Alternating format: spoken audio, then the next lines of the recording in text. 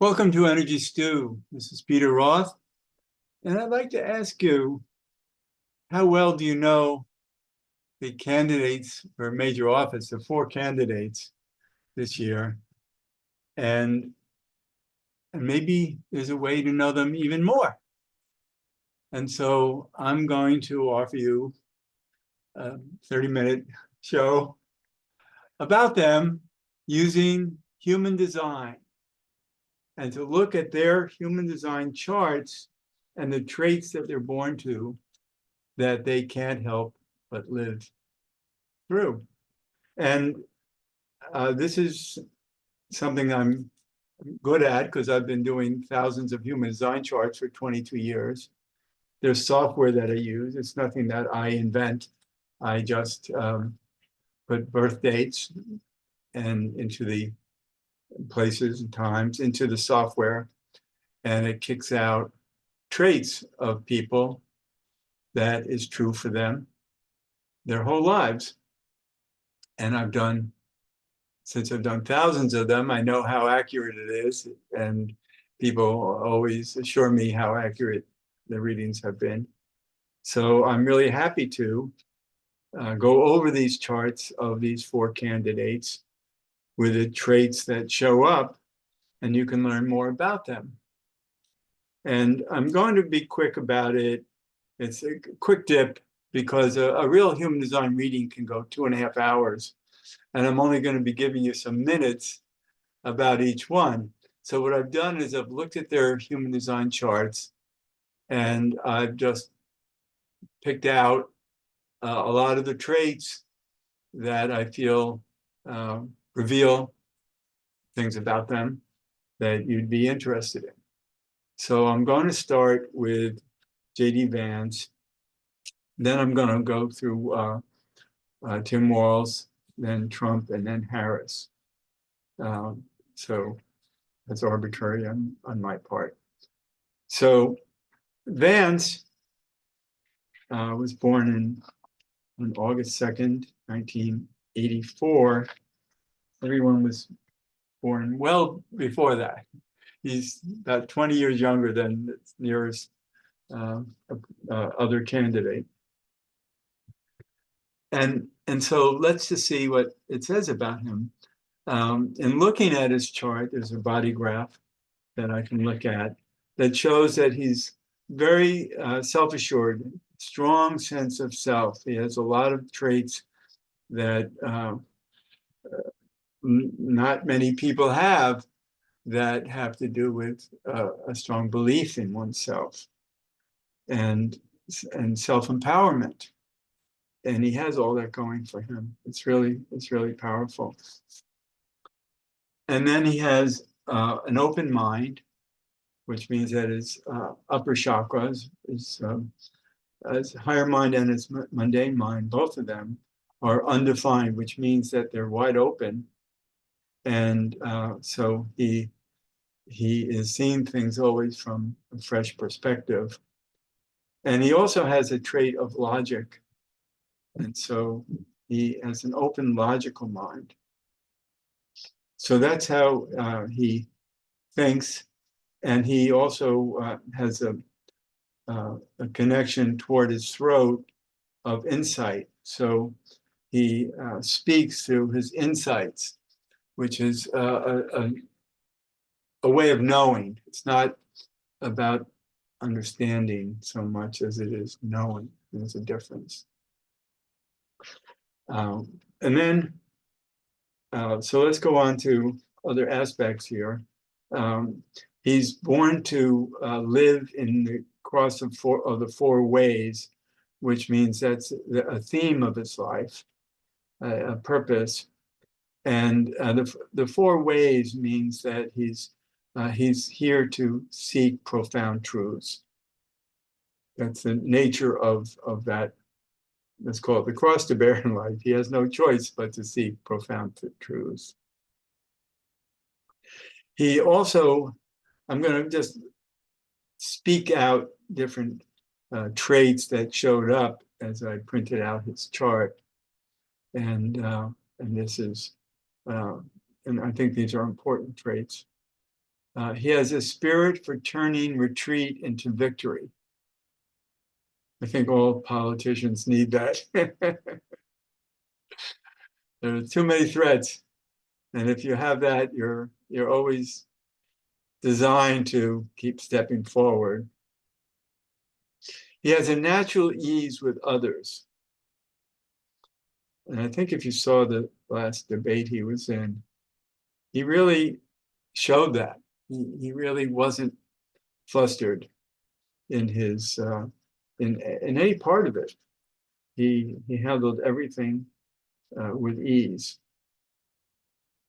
But at the same time, he has a trait that he doesn't respect lesser mortals. So I don't know that that's something that is easily revealed. I don't think he's going to go around exhibiting that. And maybe that's actually good for him, because if he had respect for lesser mortals, he would probably give them more room in his life. And lesser mortals are people who don't behave well, who don't have any self-respect or self-love versus, or including love for others. Those are lesser mortals. And I think that he can identify who they are and knows to avoid them. And another trait he has is perseverance and enthusiasm, but without good breaks. So in other words, he has a trait where he can be caught up in his drive forward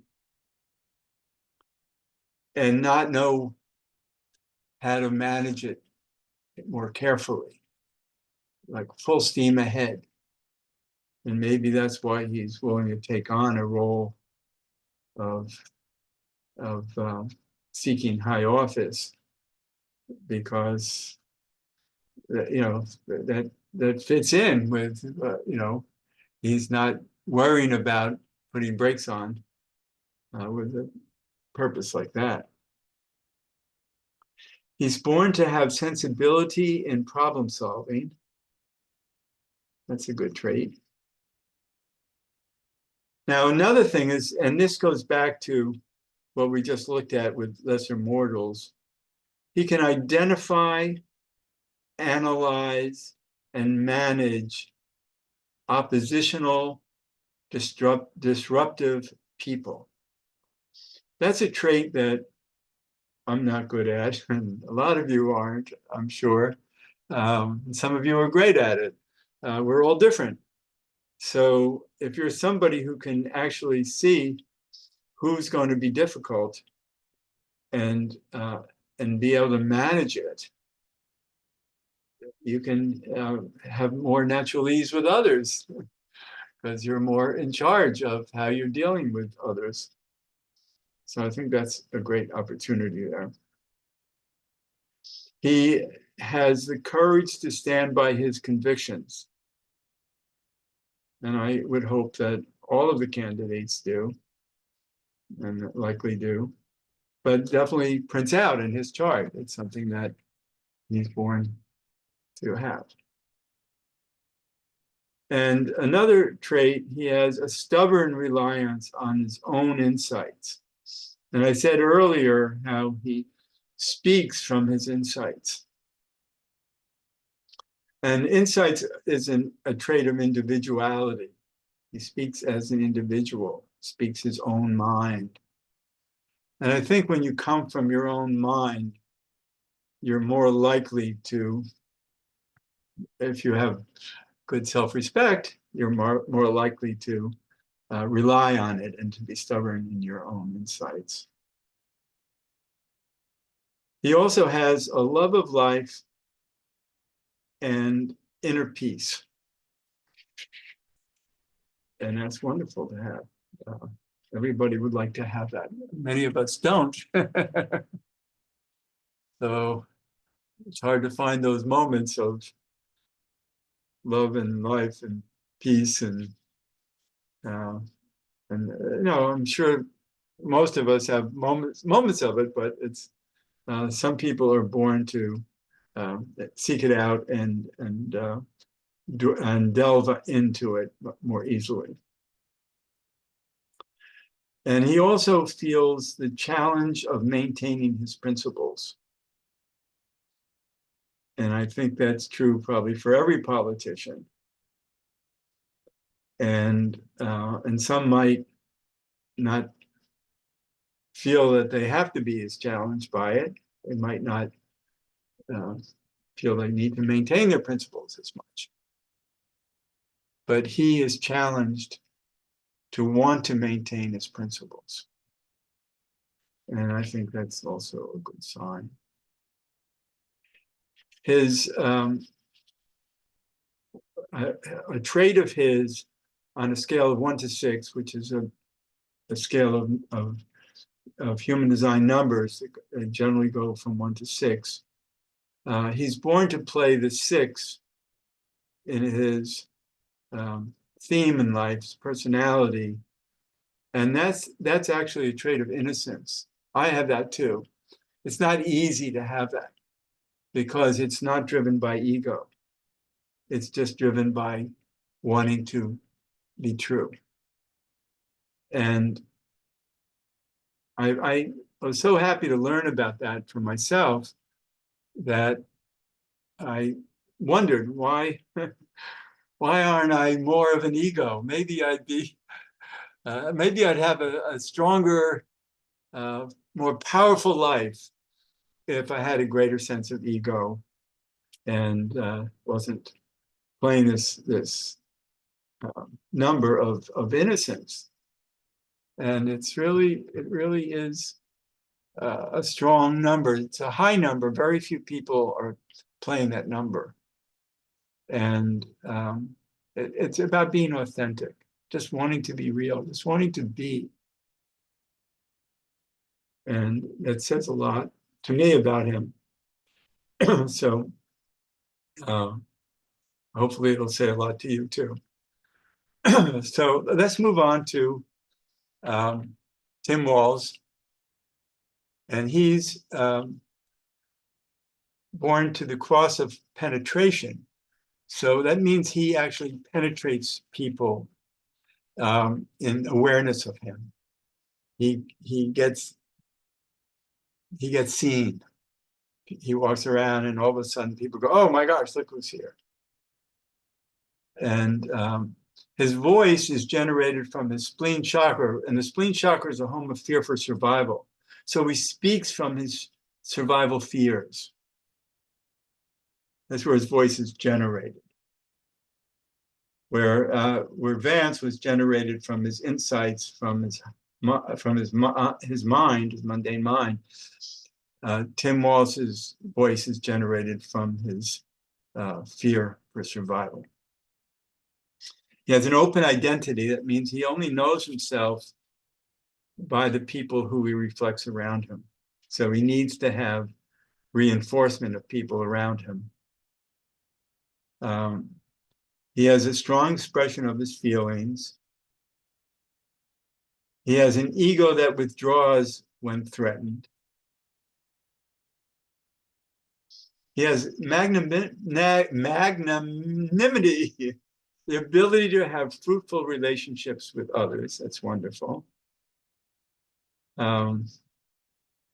He has assertions and provocations that he asserts that don't stand up well against opposition. So when he asserts himself and he's opposed, he gets flustered. He has a need for security to have protection from assault from the outside. He's not comfortable within his own skin, and he needs protection from outside himself. He's driven by the need to be polite, to follow codes of behavior. He also has a desire to care for the resources of others. That's very, very good. He is living with extreme self-consciousness. And that's difficult. He understands the importance of detail. That's very good. And he has the energy to attract society. People are attracted to him. He's born with an energy that creates attraction. That's also in that cross of penetration that he has. But he lacks clarity amidst confusion. And he also knows when he needs to seek assistance, which is often. Okay. So we're moving on to Trump. I've done Trump's human design in shows years ago, because it's not the first time he's run for office, for major office. And he's born to the cross of Eden. And that's a cross that knows that we're no longer in Eden, and wouldn't it be nice to get back there? So he's driven to try to create a new Eden. And that's a very honorable purpose, but I would say quite futile at this point. But that's a drive within him. And he's a 2, he has that of those 6 numbers, whereas Vance was a 6. Turns out Waltz and Trump are both 2s. And 2s means that they are living in faith. They don't need proof. They just need to believe. And those people can be visionaries. It's easier to be a visionary if you don't need to be supported and validated first. So Trump and Waltz are both visionaries. It doesn't mean that there's validity to what they're envisioning, but they can own it. So Trump is an ego manifester, and that means he's driven by his ego. And, that's obvious. And his ego is loaded with ideas and opinions. And he's able to easily identify things that are wrong. He's always spotting things that are wrong. But he's not so designed to find solutions for what's wrong. So he can run around saying the sky is falling, but he doesn't necessarily have the answer to that. Another interesting trait of his is the monk, that he needs everything around him to represent his personal space. So you'd think that a monk would need to be in a small cell in a monastery. But no, as a monk, he's safe within the boundaries of his own space, which is, a big resort and golf courses, etc. But they're his spaces, they're personal spaces. And so the monk in him needs to be in his personal space. He's more comfortable that way. And of course, he lives in very elaborate personal spaces. He's born to have the emotional depth to endure crisis. Well, we certainly see that. And he actually has the ability to secure support and strength out of a weak position. He's born to that. And he's had weak positions so many times in life, and yet and maybe bullies himself out of it. Or good fortune out of it. Somehow life takes care of him so that his weak positions don't end up being so weak. He also has the good fortune to be in the right place at the right time. And that's really a trait in human design that people have, that they have good fortune. And he has been, obviously, in the right place at the right time to find strength out of a weak position. So it all fits together.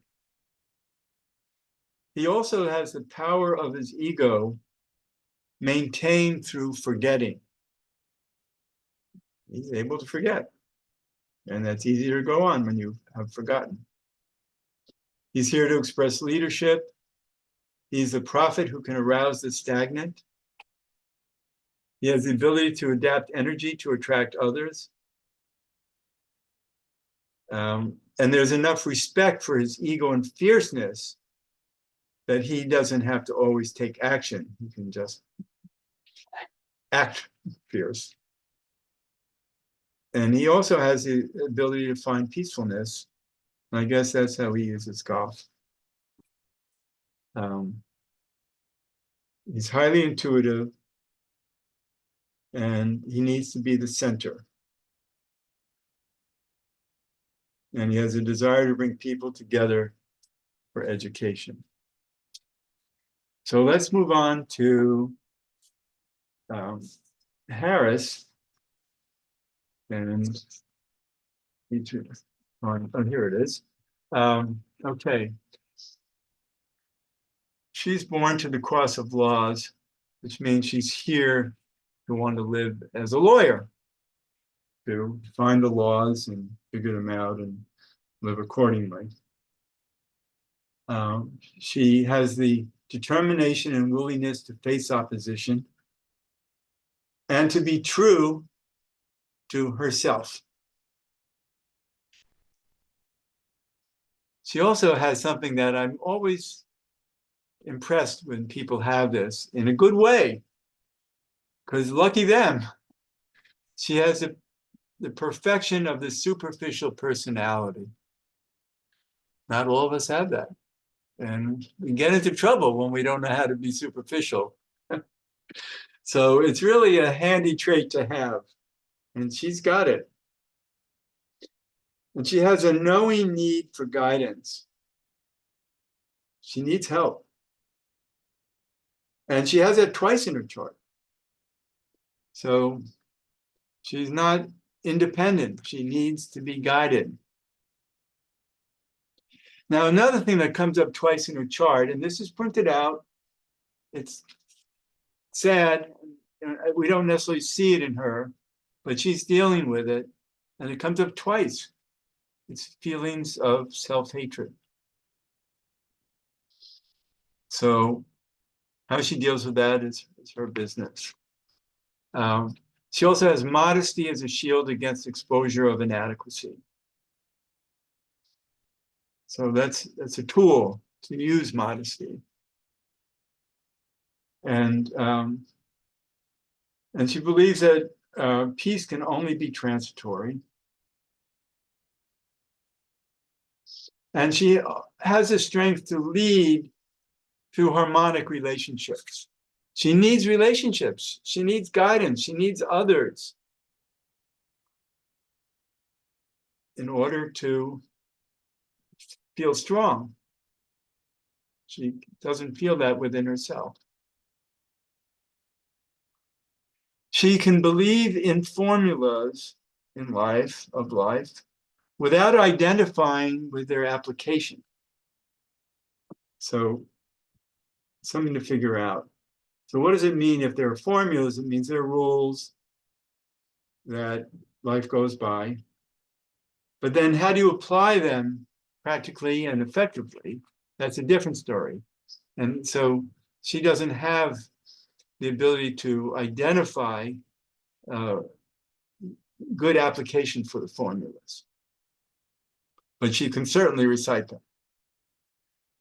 And she has a belief in maintaining diversity and not synergy, and a desire to avoid negative forces. Of course, don't we all? And her values are established through her relationships, not by herself. Even though she's born to the cross of laws, to know that laws are very important, but then you have to actually create values to the laws. And I guess she does that through guidance from others. So we're getting near the end. I've been highlighting. These are all highlights, but these are highlights that meant something to me when I read them about who these people might be, and it's kind of reading them really brought out in me the need to understand them, because they stand out. It's not me thinking, it's not me trying to figure something out about them. It's what is printed in their human designs according to their birth dates. And so this is something that is clear to me, and I hope to you, that these traits, and you might want to go over it again, one at a time, and examine how they feel to you, because I think it's all of them, I think, are very important in understanding each of the candidates. And I certainly feel clearer about each of them, and what their strengths and their weaknesses are. And they all have them, both. So hopefully this has been of value to you. I'm winging it, from my notes of reading the human design traits and looking at their human design charts.